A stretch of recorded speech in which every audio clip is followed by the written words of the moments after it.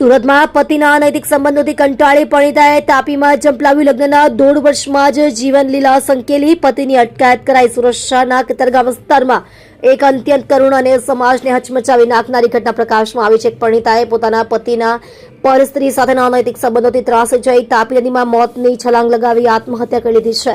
હજુ લગ્નને માત્ર 1.5 વર્ષનો સમય વીત્યો હતો ત્યાં જ સંસારમાં લાગેલી અગ્નિએ એક મહિલાનો ભોગ લીધો છે. લગ્નના ટૂંકા ગાળામાં જ સંસારમાં ભંગાણ. પ્રાપ્ત વિગતો અનુસાર કતારગામમાં રહેતી મહિલાના લગ્ન અંદાજે 1.5 વર્ષ પહેલા જીતેન્દ્ર નામના યુવક સાથે થયા હતા. શરૂઆતમાં બધું સામાન્ય જણાતું હતું, પરંતુ થોડા સમય બાદ પત્ની તેના પતિના અન્ય સ્ત્રી સાથેના અનૈતિક સંબંધો વિશે જાણતી હતી. આ બાબતે દંપતી વચ્ચે અવારનવાર ઝઘડા થતા હતા. પતિના આ વલણ અને માનસિક ત્રાસથી કંટાળી ગયેલી પરિણીતાએ આખરે તાપીમાં ઝંપલાવીને અંતિમ પગલું ભરી લીધું હતું. ભાઈએ નોંધાવી પોલીસ ફરિયાદ. બહેનના મોતના સમાચાર મળતા જ પરિવાર સ્તંભ થઈ ગયો હતો. મૃતક પરિણીતાના ભાઈએ આ સમગ્ર મામલે હિંમત દાખવી પોલીસનો સંપર્ક કર્યો હતો અને જીતેન્દ્ર વિરુદ્ધ ગંભીર આક્ષેપો સાથે ફરિયાદ નોંધાવી હતી. ભાઈના જણાવ્યા અનુસાર પતિના માનસિક ટોર્ચરને કારણે જ તેની બહેને આ આત્મઘાતી પગલું ભર્યું છે.